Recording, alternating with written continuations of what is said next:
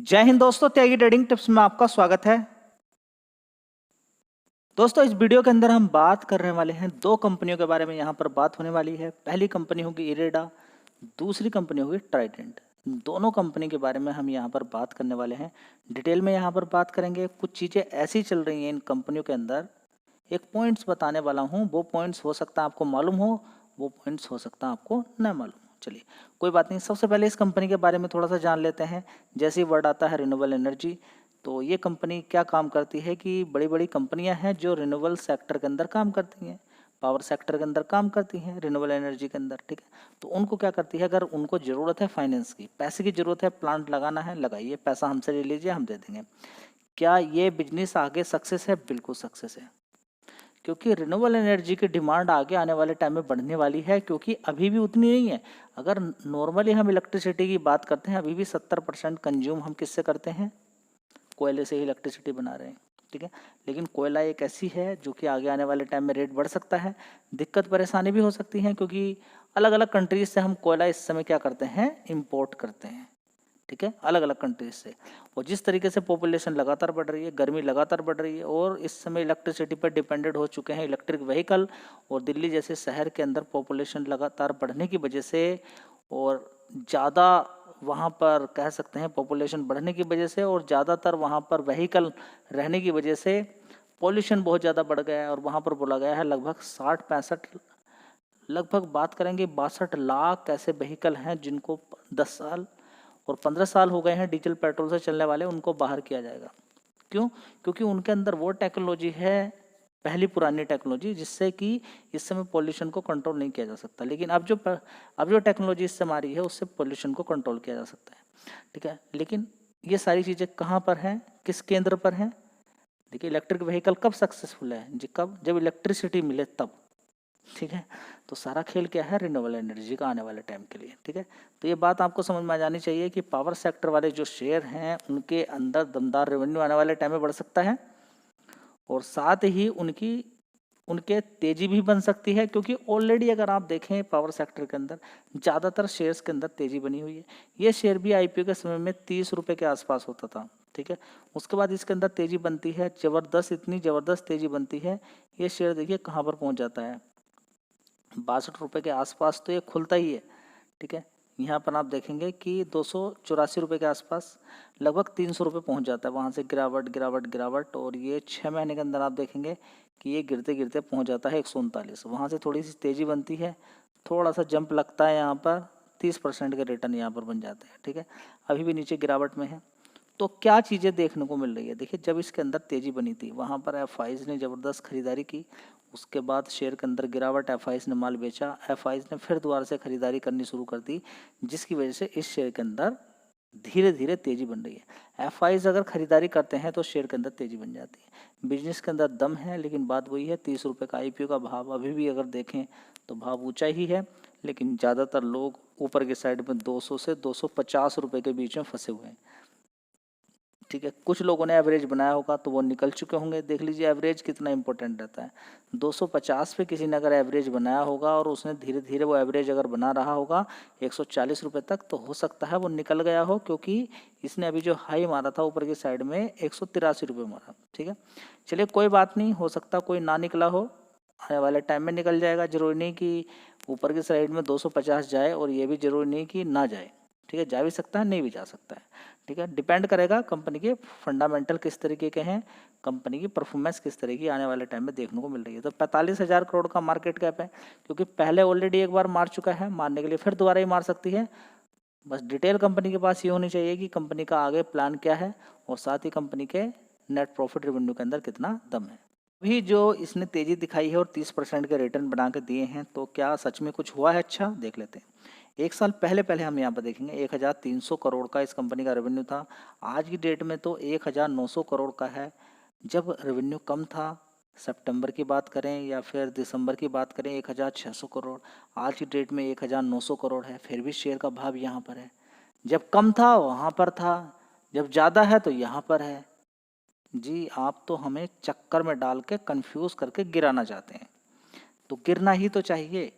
मैं तभी तो कहता हूं कि आप अपना दिमाग दौड़ाइए कि 500 करोड़ का इस समय कंपनी का नेट प्रॉफिट है, उससे पहले जब 337 करोड़ का होता था या 384 करोड़ का होता था, उस समय शेयर का भाव 300 रुपये के आसपास होता था। आज की डेट में जब लगभग यहाँ पर देखें तो 40% ज़्यादा का नेट प्रॉफिट है या 35% ज़्यादा का नेट प्रॉफिट है, उस समय शेयर गिरा हुआ है जी। अब हम बहुत ज़्यादा कंफ्यूज होने वाले हैं, हमें चक्कर आने वाला है, हम गिरने वाले हैं। देखिए, गिरना नहीं गिरना वो आपके ऊपर डिपेंड करता है, लेकिन मैं आपको मार्केट सिखाता हूँ कि अब वैल्यू अच्छी है, अब सही है, तो शेयर गिरा हुआ है। तो थोड़ा सा यहाँ पर यही समझना है कि शेयर का भाव जब ज़्यादा था तो उसमें 200-300 करोड़ का प्रॉफिट होता था कंपनी को, अब 500 करोड़ का है। तो इस लेवल पे अगर किसी ने खरीदारी कर ली है या थोड़ा सा नीचे कर ली है या खरीदने का प्लान बना रहा है, तो फिर भी वो सही हो सकता है। लेकिन आपको ये नहीं ये कभी नहीं भूलना चाहिए कि थोड़े दिन पहले शेयर 62 रुपये का होता था या फिर थोड़े दिन पहले 30 रुपये का IPO का भाव होता था, उसको भी नहीं भूलना है आपको। चलिए, आप जो मेन पॉइंट है, जिसको मालूम नहीं है इसके बारे में, वो समझ ले, बड़े ध्यान से समझिएगा।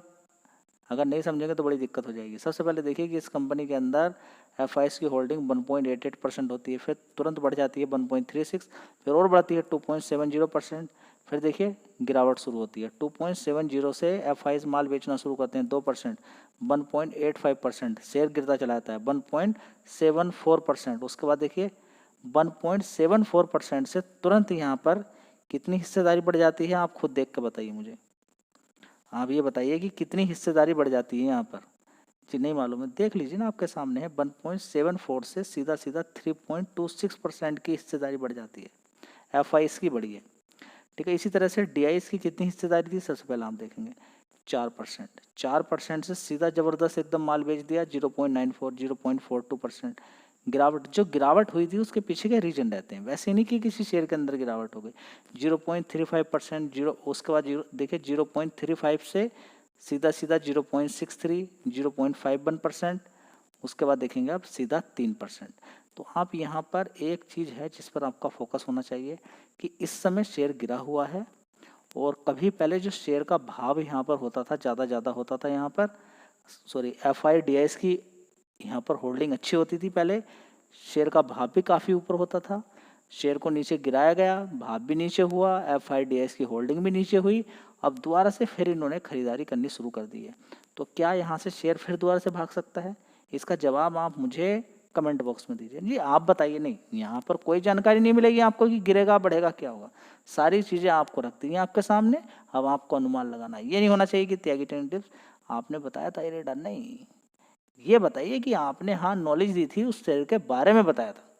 ये मत बताइएगा कि ये खरीदने के लिए बोला था। चलिए दोस्तों, अगला शेयर होगा ट्राइडेंट, जो कि अभी नीचे 24 रुपये के 25 रुपये के आसपास था, ऊपर 33 रुपये तक मारा, फिर गिरकर वही पहुंच गया 30 रुपये के आसपास, ठीक है। तो लोगों का कहना है कि इससे तो घटिया कोई शेयर दूसरा है ही नहीं, क्योंकि वो भाग नहीं रहा तो घटिया हो गया, ठीक है।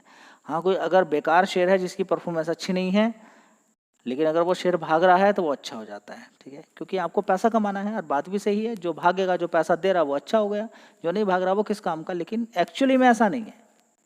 एक रिसर्च करना, एक चीज़ देखिए, एक चीज़ वो हो गई कि कंपनी की मजबूती क्या है। शेयर का भागना और मजबूती दोनों में डिफरेंस है। बहुत सारे जो स्मॉल कैप के शेयर होते हैं उसमें बहुत बहुत बड़ा डिफरेंस हो जाता है, लेकिन जो लार्ज कैप वाली बढ़िया मजबूत कंपनियां हैं उनमें परफॉर्मेंस के आधार पर शेयर भाग जाता है, ठीक है। तो ज़्यादातर मजबूत शेयर हैं अगर, तो वो फाइनली आपको काफ़ी समय के बाद या फिर शॉर्ट टर्म में भी पैसा बना के आपको दे देते हैं। वहाँ पे रिस्क बहुत कम रहता है, हो सकता है थोड़ा समय लगे, लेकिन पैसा बन जाता है, पैसा जाने का खतरा कम रहता है जो मजबूत कंपनियाँ हैं। रिस्की टाइप कंपनियों के अंदर तो अलग अलग तरीके की बातें रहती हैं, ठीक है। फिलहाल यहाँ पर आपको मजबूती देखनी चाहिए कोई शेयर खरीद रहे हैं, क्योंकि बाद में जब कंपनी की निगेटिव न्यूज़ आनी शुरू होती है तो वहाँ पर वही टिक पाएगा, या शेयर वही तभी टिकेगा जब उसके अंदर मजबूती है कुछ। ट्राइडेंट ग्रुप के अंदर 15,000 एम्प्लॉय हैं ग्लोबली, ये बात आपको पहले रट लेनी चाहिए। स्पेशली अगर बात करते हैं तो 14,000 से ज़्यादा एम्प्लॉय इंडिया के अंदर हैं, ठीक है। टेक्सटाइल ग्रुप के अंदर कंपनी काम करती है, यार्न, पेपर बिजनेस, ठीक है, स्टेशनरी, इसके अंदर काम करती है, ठीक है। तो ये बात आपको समझ में आ जानी चाहिए। और ग्लोबली कंपनी काम करती है और अमेरिका के साथ अच्छे खासी ट्रेड कंपनी की होती है। तो अब जो 9 तारीख है वहाँ पर अगर कुछ उल्टा पुल्टा होता तो इस कंपनी के अंदर भी बड़ा दुख होगा। उल्टा पुल्टा हो जाएगा इसके भी, ये ऑलरेडी गिरा हुआ क्या उल्टा पुल्टा होगा। लेकिन अब ऐसा नहीं कि अमेरिका बिजनेस बंद कर दे हमारे साथ तो कोई दूसरी जगह जाएगा नहीं, समय लगेगा। धीरे धीरे अब क्लाइंट ढूंढे जा रहे हैं, जो अमेरिका के अंदर कंपनियां काम कर रही हैं तो वो धीरे धीरे क्लाइंट दूसरी जगह भी ढूंढ रहे हैं। तो ट्राइडेंट का थोड़ा सा यहाँ पे जानकारी ले लीजिए। कभी 10 रुपये का शेयर होता था, सीधे सीधे 70 रुपये तक मारा, गिरते गिरते फिर पहुँच गया 24-25, फिर मारा 52 रुपये, 52 से फिर पहुँच गया नीचे 24 रुपये, फिर 33 रुपये मारा, फिर 31 रुपये के आसपास है यहाँ पर। ठीक है, तो ये सारी हिस्ट्री अभी फ़िलहाल की इसकी हो गई है। मार्केट कैप एक बार देख लीजिए, 15,000 करोड़ का मार्केट कैप है। अब इस कंपनी के अंदर देख लीजिए क्या बड़ा प्लेयर कुछ कर रहा है यहाँ पर। तो एक चीज़ तो सिक्योर हो गई कि अगर 15,000 या 14,000 लोग इस कंपनी के अंदर काम कर रहे हैं तो मतलब कंपनी के अंदर जान तो बहुत है। चलिए दोस्तों, एक हिंट मिलता है कि अगर किसी कंपनी के अंदर लगातार पब्लिक खरीद रही है तो एवरेज में ज़्यादातर केस में ये होता है कि शेयर गिरना शुरू हो जाता है और भागता नहीं है। जहाँ पर बड़ा प्लेयर खरीदारी कर रहा है वहाँ पर शेयर के अंदर तेज़ी बनने की एक उम्मीद हम जगा सकते हैं। सबसे पहले हम देखेंगे प्रमोटर्स क्या खरीदारी कर रहे हैं। 73.19% की हिस्सेदारी थी, 73.19। यहाँ पे देखेंगे 73.68% की हिस्सेदारी हुई, प्रमोटर ने खरीदारी की है। बहुत अच्छी बात यहाँ पर देख रहे हैं। FIs 2.73 से 2.83, 3.02% हो गए। ठीक है, तो आप यहाँ पर देख सकते हैं लगातार यहाँ पर आप देख सकते हैं कि 2.43% से 2.47, 2.56, उसके बाद देखेंगे 2.55, 2.65, 2.63, 2.73, 2.83। अब ये माल जो खरीदा जा रहा है कौन बेच रहा है? ठीक है जी, प्रमोटर तो नहीं बेच रहे हैं। अब यहाँ पर हम देखेंगे थोड़ा सा बहुत कम DIs का माल बहुत कम है, 0.07 से 0.09, तो यहाँ पे थोड़ा सा पहले आप जाएंगे पब्लिक के अंदर। पब्लिक की हिस्सेदारी यहाँ पर देखिए कितना है, यहाँ पर देखिए कितनी है, यहाँ पे देखेंगे 23% की, 23। ठीक है, आज की डेट में कितनी हिस्सेदारी है यहाँ पे आप देख सकते हैं। तो यहाँ पर भी थोड़ा सा देखेंगे कि पब्लिक ने भी थोड़ी सी हिस्सेदारी यहाँ पर हल्की सी बढ़ाई है, यहाँ पर हल्की सी। ठीक है, तो जो माल यहाँ पर प्रमोटर यहाँ पर देखिए थोड़ा सा जो बिका है वही यहाँ पर थोड़ा सा यहाँ पर बढ़ता हुआ नजर आ रहा है। तो ओवरऑल मिलाकर अगर हम यहाँ पर देखें ट्राइडेंट के अंदर तो FIDs अच्छी होल्डिंग यहाँ पर लेके बैठे हुए हैं। प्रमोटर ने भी थोड़ा सा माल यहाँ पर खरीदा है और पब्लिक की थोड़ी सी जो हिस्सेदारी पहले बड़ी होती थी, यहाँ पर बड़ा 23% की हिस्सेदारी होती थी, वो थोड़ी सी हल्की सी यहाँ पर कम हुई है। तो ज़्यादातर लोग यहाँ पर बैठे हुए ही हैं। ठीक है, तो अब देखना है आगे यहाँ पर कि तेज़ी बनती है या फिर यहीं रुकी रहती है, क्योंकि कंपनी के अंदर कुछ क्वालिटी भी है, वो मैं आपको बता देता हूँ। दोस्तों, क्वालिटी कंपनी के अंदर आप देखेंगे कि एक साल पहले 1,600 करोड़ का रेवेन्यू था, उसके बाद 1,700 करोड़, 1,700, 1,600 करोड़, अभी 1,864 करोड़ का कंपनी ने अपना रेवेन्यू दिखाया। तो थोड़ा सा यहाँ पर अच्छा यहाँ पर देखने को मिला है। ऑपरेटिंग प्रॉफिट जो 225 करोड़, 226, 214, 225 से नीचे रहता था, वो खुला थोड़ा 245 करोड़ का हुआ है। सबसे अच्छी बात यह है 245 करोड़ हुआ है।